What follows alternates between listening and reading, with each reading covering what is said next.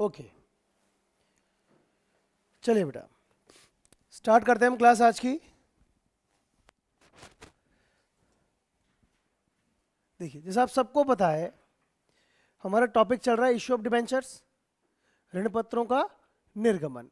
और issue of debentures के हमने बेसिकली 4 मेथड्स पढ़े थे, 4 तरीके पढ़े थे।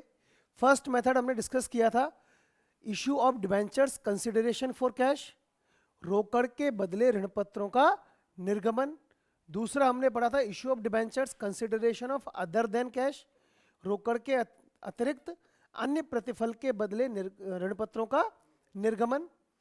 थर्ड टॉपिक जो था issue of debentures as collateral security, सम पार्श्विक प्रतिभूतियों के बदले ऋण पत्रों का निर्गमन। एंड फोर्थ वन क्या था बेटा हमारा, issue of debentures on the condition of redemption, शोधन की शर्तों के आधार पर ऋण पत्रों का निर्गमन। इसमें से स्टार्टिंग के 2 टॉपिक्स हम क्या कर चुके हैं, पूरी तरह से कंप्लीट कर चुके हैं। आज हम यहां पर थर्ड पॉइंट कौन सा है, जो issue of debentures as collateral security, वो हम आज यहां पर क्या करने वाले हैं, स्टार्ट करने वाले हैं। चलिए शुरू करते हैं, अपन हेडिंग डालते हैं अपन, इश्यू ऑफ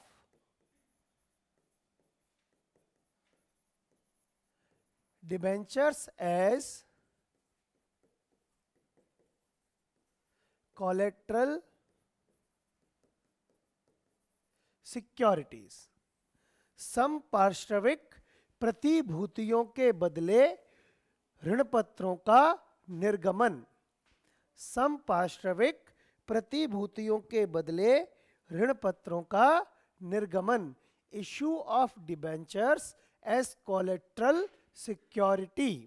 क्लियर? अब ये होता क्या है, इसमें एक तो सबसे इंपॉर्टेंट बात ये समझो, सबसे महत्वपूर्ण बात, और वो क्या है, it is not an actual issue. यह एक वास्तविक निर्गमन नहीं है। It is not an actual issue. यह क्या नहीं है बेटा, वास्तविक ऋण पत्रों का निर्गमन नहीं है।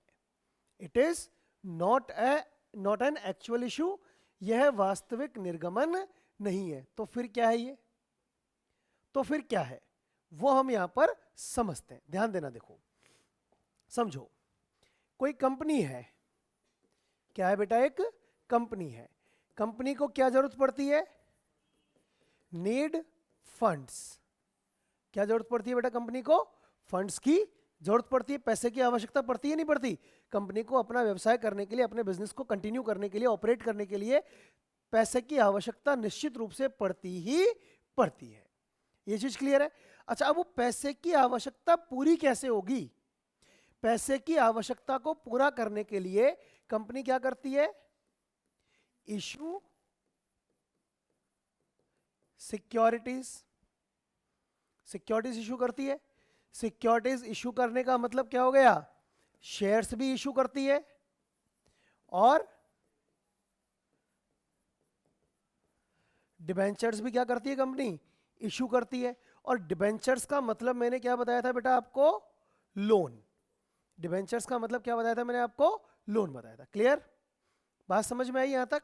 अच्छा, लोन हो गया। अच्छा, और क्या करती है company, take loan from bank. तो कंपनी को जो फंड की जरूरत होती है, उन फंड की आवश्यकताओं को पूरा करने के लिए कंपनी क्या करेगी, एक तो सिक्योरिटीज को इशू करेगी, या कंपनी क्या करेगी, बैंक से लोन लेगी। सिक्योरिटीज को इशू करते समय कंपनी शेयर्स भी इशू करती है और डिबेंचर्स भी इशू करती है। डिबेंचर्स को इशू करने का मतलब भी क्या है, कंपनी ने लोन लिया है। तो बेसिक सी बात यह है बेटा कि चाहे कंपनी क्या करे, डिबेंचर इशू करे, चाहे कंपनी क्या करे, डिबेंचर इशू करे, चाहे कंपनी क्या करे, किसी बैंक से लोन ले, दोनों ही कंडीशन में कंपनी के ऊपर क्या बढ़ रहा है? डेप्ट, ऋण ही बढ़ रहा है ना, या नहीं बढ़ रहा है? कंफर्म, कंपनी के ऊपर क्या बढ़ रहा है? डेप्ट या ऋण ही बढ़ रहा है। अब दिक्कत कहां है? दिक्कत यह है कि हर व्यक्ति की एक क्रेडिट वर्दीनेस होती है। एक वर्ड लिखा है बेटा मैंने यहां पर, क्रेडिट वर्दीनेस।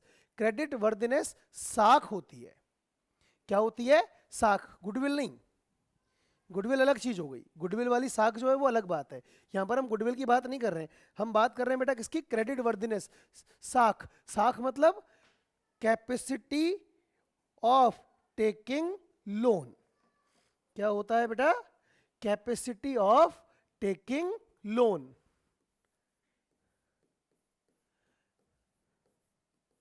ऋण लेने की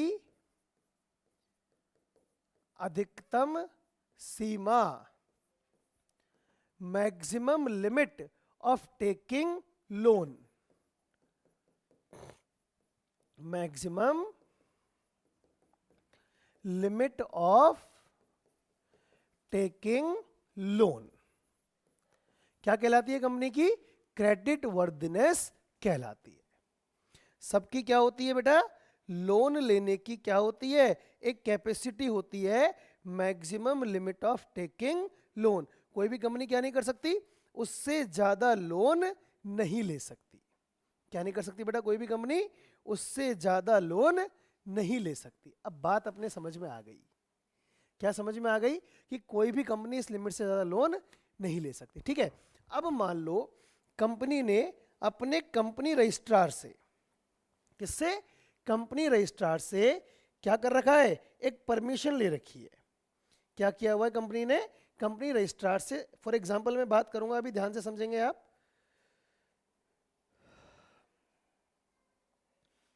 देखिए, जैसे सपोज कंपनी के पास डिबेंचर्स हैं, और ये डिबेंचर्स क्या है? अभी तक अनइश्यूड है। और सपोज ये अनइश्यूड डिबेंचर्स हैं कंपनी के पास 1 करोड़ रुपीस के। कितने के हैं बेटा? 1 करोड़ रुपए के कंपनी के पास क्या है बेटा? अनइश्यूड डिबेंचर्स है। बात समझ में आ रही है आपको? कंपनी के पास क्या है बेटा? 1 करोड़ रुपए के अनइश्यूड डिबेंचर्स है। यहां तक बात समझ में आ गई? यस, इधर से चंचल बात समझ में आ गई यहां तक? केशव, कुणाल, माही, चलिए। अनइश्यूड डिबेंचर्स है कंपनी, इसका मतलब 1 करोड़ रुपए के डिबेंचर जब चाहे जब इशू करके, जब चाहे जब 1 करोड़ रुपए के डिबेंचर्स को इशू करके कंपनी क्या कर सकती है? अपने लोन ले सकती है, नहीं ले सकती? राइट और रॉन्ग? राइट। अच्छा, कंपनी की सपोज क्रेडिट वर्दीनेस, क्या चीज? क्रेडिट वर्दीनेस, ये भी कितने की है? ये भी 1 करोड़ रुपए की है। क्रेडिट वर्दीनेस भी कितने की है? 1 करोड़ रुपए की। कंपनी अधिकतम 1 लाख रुपए के लोन ले सकती है। उसी बेसिस पर कंपनी को ये परमिशन मिली है कि कंपनी 1 करोड़ रुपए के डिबेंचर इशू कर सकती है। यहां तक कोई डाउट नहीं है ना? अब कंपनी को फंड की जरूरत है। कंपनी को फंड की जरूरत, इंस्टेंट कंपनी को क्या है? फंड की जरूरत है। यस, कोई कुछ बोला बेटा? क्रेडिट वर्दीनेस बेटा, ये कंपनी रजिस्ट्रार होता है या आरबीआई होता है, ये एक फाइनेंशियल इंस्टीट्यूशंस होते हैं, बैंक्स होते हैं, वो डिसाइड करते हैं कि सिविल स्कोर होता है ना, जैसे ह्यूमन का। अब आम आदमियों का सिविल स्कोर होता है ना, सिविल स्कोर के अकॉर्डिंग उसको लोन मिलता है। वैसे कंपनियों का क्रेडिट वर्दीनेस सिविल स्कोर होता है, उसके बेस पर डिसाइड होता है कि कंपनी मैक्सिमम कितना लोन ले सकती है। क्लियर? अच्छा, अब क्या डिबेंचर इशू करे कंपनी ने? कंपनी सोच रही है, कंपनी को फंड की जरूरत है, डिबेंचर इशू करेगी, प्रोस्पेक्टस निकालेगी, लोग अप्लाई करेंगे, फिर पैसा आएगा, समय लगेगा। कंपनी ने क्या किया? इंस्टेंट कंपनी को क्या है? फंड की जरूरत है, तुरंत कंपनी को क्या चाहिए? पैसा चाहिए। क्लियर? अब कंपनी को अगर तुरंत पैसा चाहिए तो कंपनी ने क्या किया? Visit to bank. कहां गई कंपनी? बैंक के पास गई, और कंपनी ने बैंक से कहा कि भाई हमें 50 लाख रुपीस का क्या दे दो? लोन दे दो। ठीक है, क्या हुआ? कंपनी कहां गई? बैंक के पास गई और बैंक से कंपनी ने क्या कहा कि भाई हमें 50 लाख रुपीस का लोन दे दो। ठीक है, मिल जाएगा लोन। आपकी क्रेडिट वर्दीनेस है, क्या है आपकी क्रेडिट वर्दीनेस है कि आपको 50 लाख रुपए का लोन मिल सकता है। लेकिन अब लोन मिलेगा तो क्या होगा, लोन मिलेगा तो क्या होगा, सिक्योरिटी रखनी पड़ेगी। बैंक ने कंपनी से कहा कि भैया गिरवी क्या रखोगे, सिक्योरिटी के रूप में क्या दोगे। कंपनी ने कहा भाई एक काम करो, ये हमारी बिल्डिंग है, क्या है, बिल्डिंग है, इसको हम आपके पास गिरवी रख देंगे। बिल्डिंग की वैल्यू तो 1.5 करोड़ है। बिल्डिंग की वैल्यू कितनी की हमारी, 1.5 करोड़ की वैल्यू है। हम इसको क्या करेंगे, आपके पास गिरवी रख देते हैं। ठीक है, इस बिल्डिंग को रखने का उद्देश्य क्या था गिरवी रखने का, कि अगर कंपनी लोन पे नहीं कर पाई, अगर कंपनी लोन पे पाई तो क्या होगा, बैंक इस बिल्डिंग को क्या कर लेगी, अक्वायर कर लेगी, सेल कर देगी और अपना लोन रिकवर कर लेगी। ये चीज बिल्कुल क्लियर है ना बेटा, कोई कंफ्यूजन किसी भी तरह का हो बात ध्यान से समझना और मुझे बता देना। ठीक है, तो ये जो सिक्योरिटी बैंक को दी है, किसकी, बिल्डिंग की, इसको कहते हैं हम प्राइमरी सिक्योरिटी। क्या कहते हैं बेटा इसको हम, प्राइमरी सिक्योरिटी। क्या कहलाती है, प्राइमरी सिक्योरिटी, प्राथमिक सुरक्षा। तो सर ये प्राथमिक सुरक्षा, प्राइमरी सिक्योरिटी, तो क्या कुछ और भी होता है क्या, बिल्कुल होता है। अब एक बात दिखाई दे रही है, क्या दिखाई दे रहा है, कि कंपनी के पास 1 करोड़ रुपए के अनइश्यूड डिबेंचर भी रखे हैं। अब अगर कुछ नहीं किया गया, अतिरिक्त कुछ एक्स्ट्रा नहीं किया गया, और मान लो कंपनी ने क्या किया है, 50 लाख रुपए का लोन तो बैंक से ले लिया। अब आगे कंपनी के पास अनइश्यूड डिबेंचर रखे हैं ना, कंपनी ने मान लो उन 1 करोड़ रुपए के डिबेंचर्स को इशू कर दिया, तो कंपनी के ऊपर लोन कितने का हो गया, और कंपनी की क्रेडिट वर्दीनेस कितनी है, 1 करोड़ ही तो है। तो ये तो आगे जाकर क्या हो सकती है, गड़बड़ हो सकती है। क्रेडिट वर्दीनेस किस बेस पर डिसाइड होती है, कंपनी की एसेट्स के बेस पर, मतलब बहुत सारे फैक्टर्स उसके अंदर क्या होते हैं, देखे जाते हैं। अब मान लो कंपनी की क्रेडिट वर्दीनेस 1 करोड़ की है, लोन कंपनी के ऊपर 1.5 करोड़ का हो गया, तो कंपनी रीपे नहीं कर पाएगी, तो फिर तो निश्चित रूप से बैंक को भी नुकसान होगा, और जिन लोगों को 1 करोड़ रुपए के डिबेंचर इशू कर रखे उनको भी नुकसान होगा ही होगा ना, कन्फर्म नुकसान है वो तो। क्यों, लोन पे नहीं करेगी, 1 करोड़ की संपत्ति ले जाओ ना, आज मेरे से ले लो, कोई लो, मेरे से कह दो कि मेरे मकान की वैल्यू 50 लाख रुपए, कोई इस 50 लाख के बदले मुझे 1 करोड़ का लोन दे दो, मैं राजी राजी लोन ले लूंगा, राजी राजी नहीं चुकाऊंगा। क्या होगा, मेरे हाथ से क्या जाएगा, 50 लाख का मकान ही तो जाएगा, बदले में मेरे हाथ में पैसा कितना आ गया, 1 करोड़ आ गया। मैं 1 करोड़ में नया 2 मकान खरीदूंगा ऐसे, भाई ऐसे 2 मकान खरीदूंगा, सिंपल सी बात है, ऑब्वियस सी बात है। तो ऐसी स्थिति क्रिएट हो सकती है, कंपनी निश्चित रूप से डूब जाएगी, क्योंकि वो बिजनेस करना, हमारे पर लोन 1.5 करोड़ का है, हमारे पास एसेट्स कितने की, 1 करोड़ की, बेचो तो सारी एसेट्स, तब भी हमारे पास तो कितने आए, 1.5 करोड़। एसेट्स बेच के क्या मिलेगा, 1 करोड़ ही तो मिलेंगे। तो ऐसी स्थितियां ना बन जाए, इसके लिए बैंक्स क्या करती है, बैंक क्या करती है, एक और डिमांड करती है, किसकी, सेकेंडरी सिक्योरिटीज की।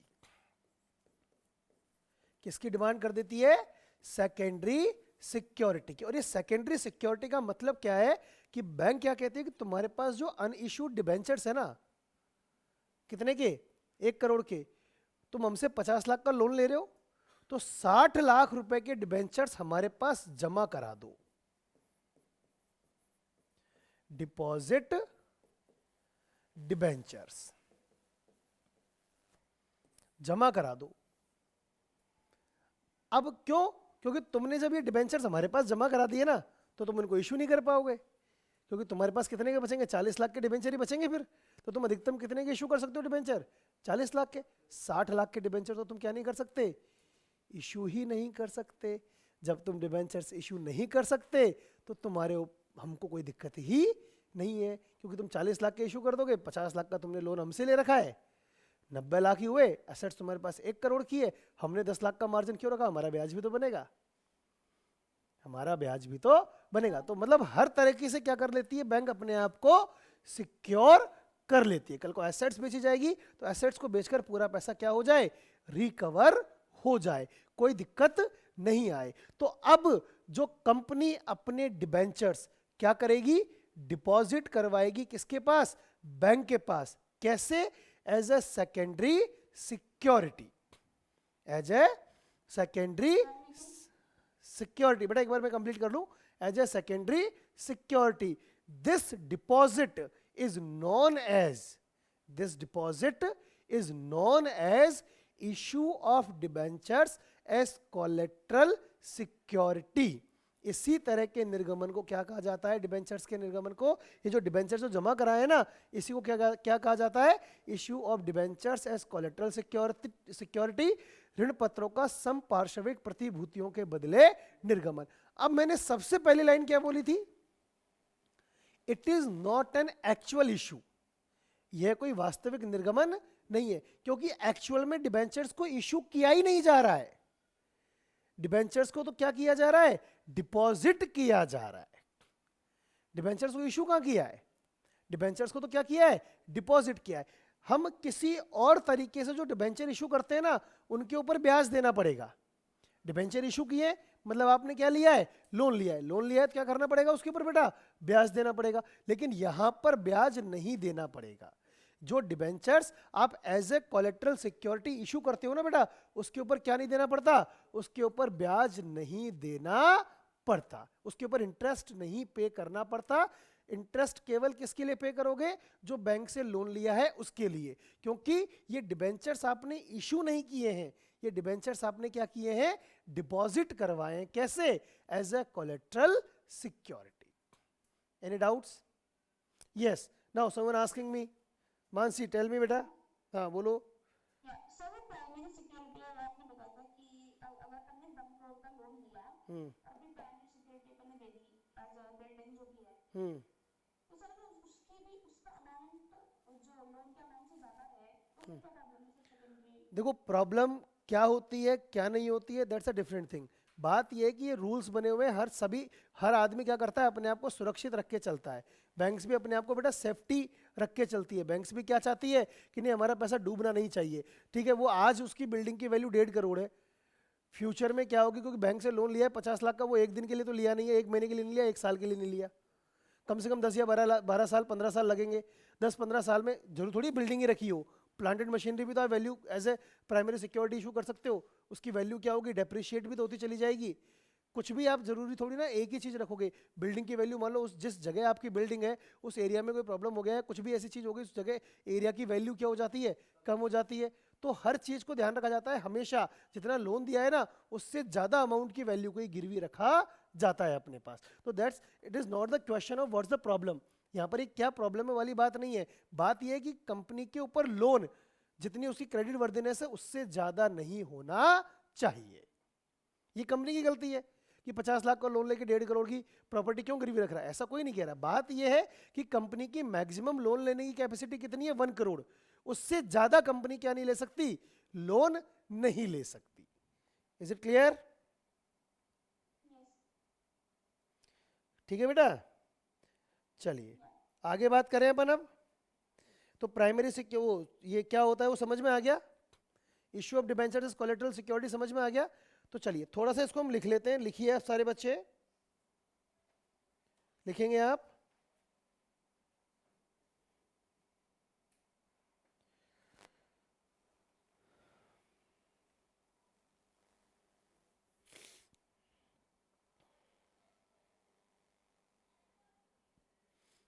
लिखो,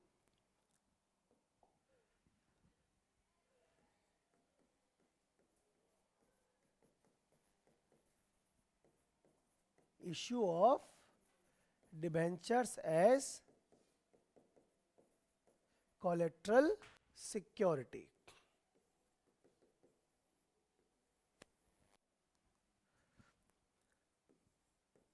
When a company took loan from bank or any other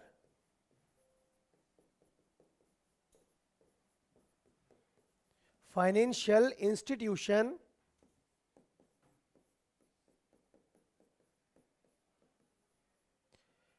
the company deposit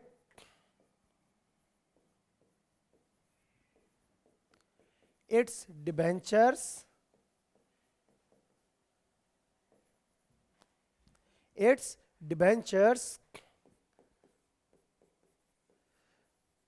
to the bank as secondary security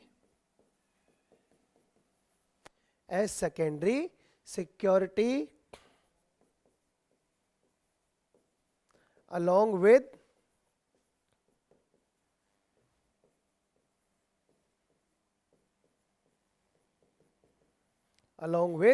primary security. This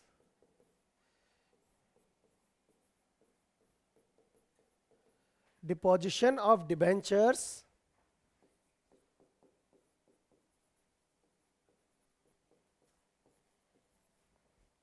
is known as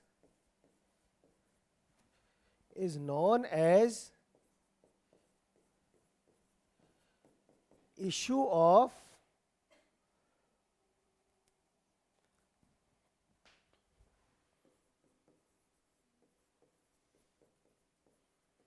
debentures as collateral security. Clear? This deposition of debentures is known as issue of debentures as collateral security. लिखो, जब कोई company bank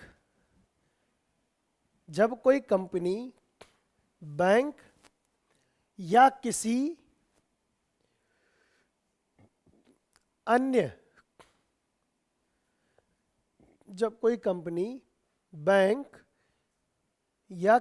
अन्य वित्तीय संस्था से कोई ऋण लेती है, बैंक या किसी अन्य वित्तीय संस्था से कोई ऋण लेती है, तो वह बैंक के पास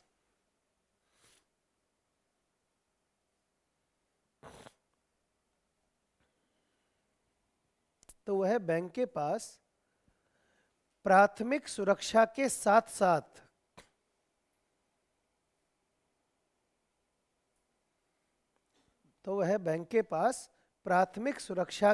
साथ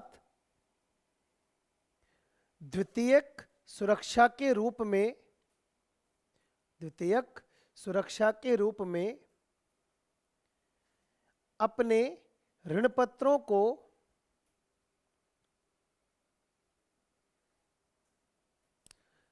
जमा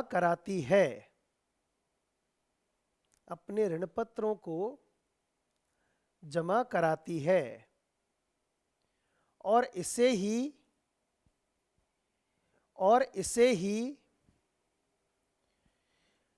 ऋणपत्रों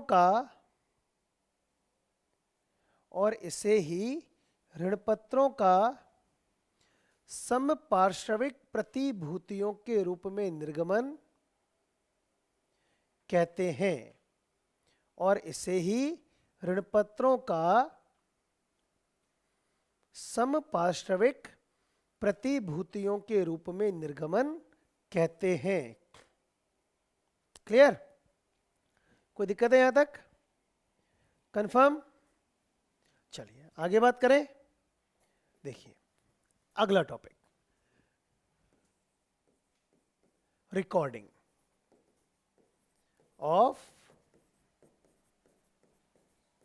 issue of debentures as collateral security. जब हम ऋणपत्रों को समपार्श्विक प्रतिभूतियों के रूप में क्या करते हैं? निर्गमित करते हैं, तो उस केस में हम लेखांकन कैसे करते हैं? तो उस केस में क्या करते हैं बेटा? हम लेखांकन कैसे करते हैं? ये भी एक बहुत ही ज्यादा इंपॉर्टेंट टॉपिक है। इसके दो मेथड है। कितने मेथड है? दो मेथड है। बड़े कंफ्यूज रहते हैं, नाम बड़े टिपिकल से हैं इसके, बहुत मुश्किल नाम है। नाम है ना, याद रखना, वरना कंफ्यूज हो जाओगे। और नाम थोड़े अटपटे से हो रहे हैं, है ना बेटा? देखो, दो मेथड है। कितने मेथड है? Two methods. कौन कौन से टू मेथड्स है समझना। फर्स्ट मेथड है ना, उसका नाम देखिए क्या है। फर्स्ट मेथड का नाम है फर्स्ट मेथड। क्या नाम है फर्स्ट मेथड का? First method. और सेकंड मेथड का नाम क्या है? Second method. बोलोगे तो नहीं ना? पक्की बात? फर्स्ट मेथड का नाम क्या है? First method. सेकंड मेथड का नाम क्या है बेटा? Second method. ठीक है। अब फर्स्ट मेथड को एक्चुअल में क्या कहते हैं, या फर्स्ट मेथड में क्या होता है वो समझो। फर्स्ट मेथड में क्या करते हैं बेटा अपन? We do not pass any entry for such issue.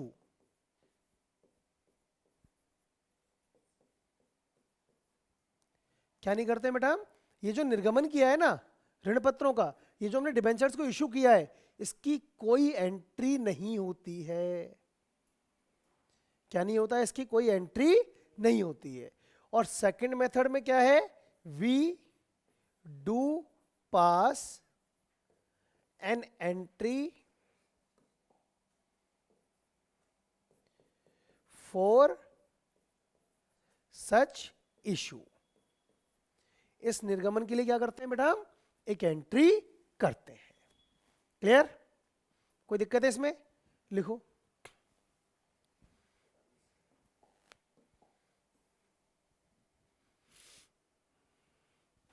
प्रथम विधि और द्वितीय विधि। ऋणपत्रों का श्रम संपार्श्विक प्रतिभूतियों के बदले निर्गमन हेतु लेखांकन। ऋणपत्रों का संपार्श्विक प्रतिभूतियों के बदले निर्गमन हेतु लेखांकन। ठीक है। दो विधियां हैं बेटा इसकी, प्रथम विधि और द्वितीय विधि। कितनी विधियां हैं? दो मेथड्स हैं। कौन कौन से टू मेथड्स हैं? फर्स्ट मेथड और सेकंड मेथड। फर्स्ट मेथड में क्या करते हैं हम? इस विधि में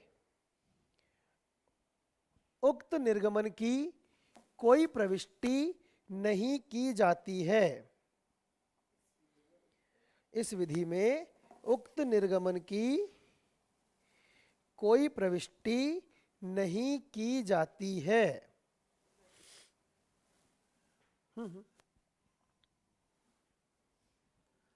कौन सी विधि में नहीं करते बेटा एंट्री? हम फर्स्ट मेथड में कोई एंट्री नहीं करते हैं। और सेकंड मेथड में, इस विधि में उक्त निर्गमन की प्रविष्टि की जाती है।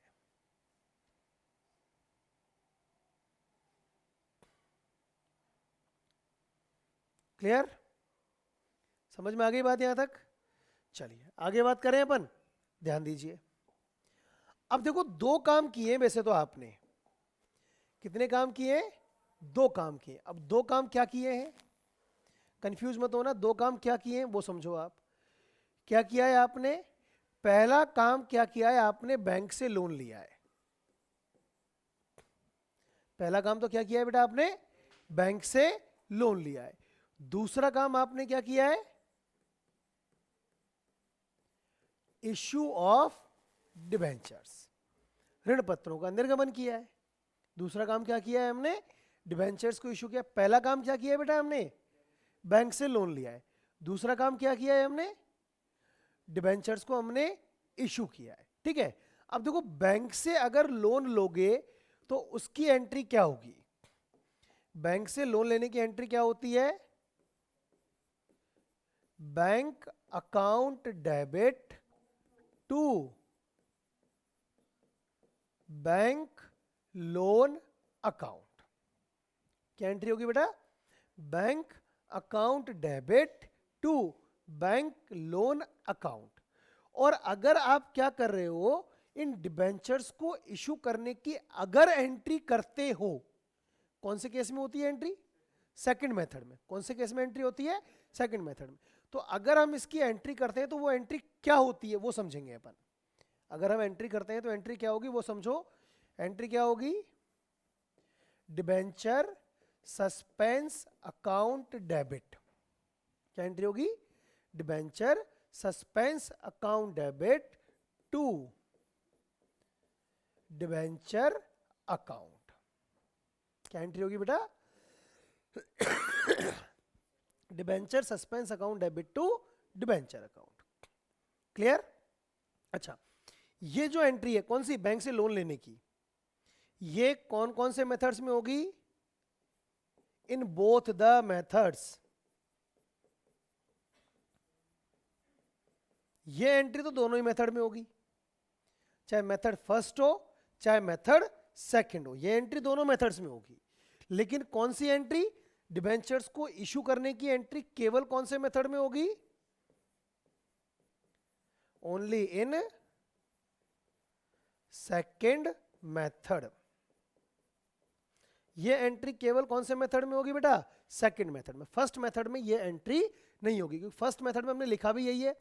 क्या लिखा है देखो हमने फर्स्ट मेथड में कि we do not pass any entry for such issue. हम इस प्रकार के निर्गमन के लिए कोई प्रविष्टि नहीं करते, तो निर्गमन की एंट्री नहीं होगी, इशू की एंट्री नहीं होगी, बैंक से लोन लेने की एंट्री तो होगी ही होगी। क्लियर? कोई डाउट है? कंफर्म? चलिए, तो ये भी क्लियर हो गया। कोई डाउट? अच्छा, ध्यान रखना बैलेंस शीट जरूर बनानी पड़ती है जब हम क्या करते हैं, डिवेंचर्स को as a collateral security issue करते हैं ना। तो जब एंट्री नहीं कर रहे हैं ना इशू की, चाहे एंट्री कर रहे हैं, बैलेंस शीट निश्चित रूप से बनानी पड़ेगी उस केस में। और वो बैलेंस शीट कैसे बनेगी उस पर ध्यान दो आप। देखिए मैं बताता हूं आपको यहां पर।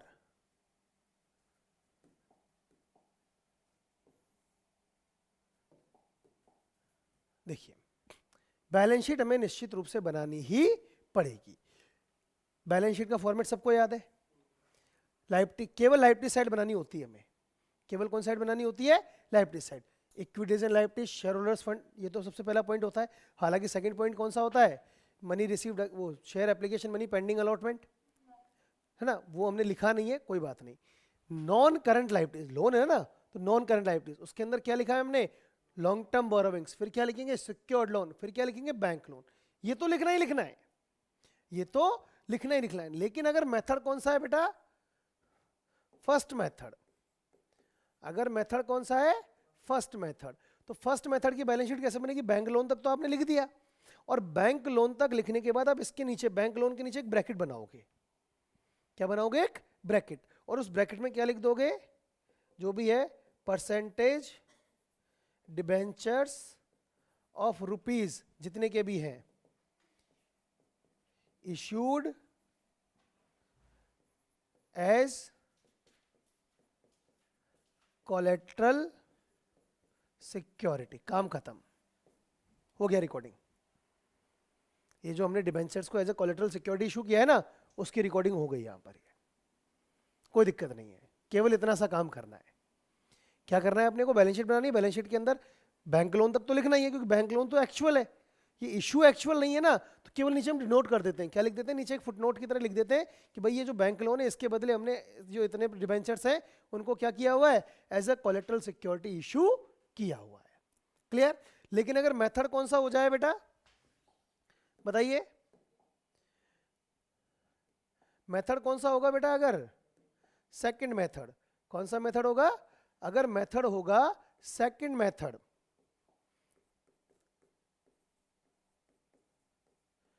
सेकंड मेथड में सब कुछ सारा काम सेम। बैंक लोन लिखा आपने, बैंक लोन के बाद क्या लिखोगे? डिबेंचर्स। क्या लिखोगे आप? डिबेंचर्स। लिख दिया आपने डिबेंचर्स।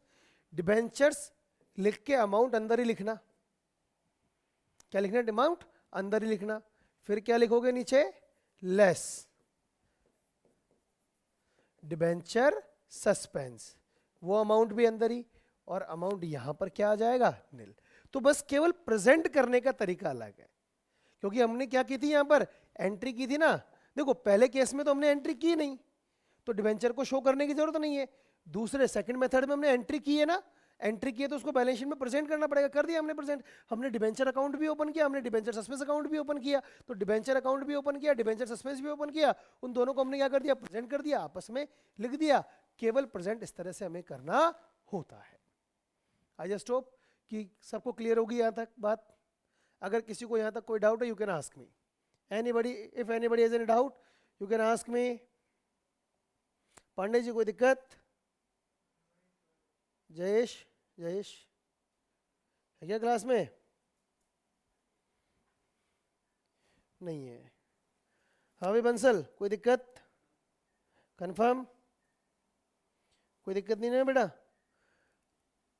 कोई दिक्कत नहीं है? इधर से चंचल कोई डाउट है बेटा? Gauri any doubts? Keshav, Keshav any doubts? Kunal, Mahi, Mansi, Vartika? चलिए वेरी गुड, ठीक है। तो एक बार इसको कॉपी कर ले आप यहाँ तक, या कॉपी एक बार अभी साथ में कर लेना, एक साथ मैं टाइम दे दूंगा आपको। मैं बेटा एक बार वापस अब ज्वाइन करेंगे मीटिंग को।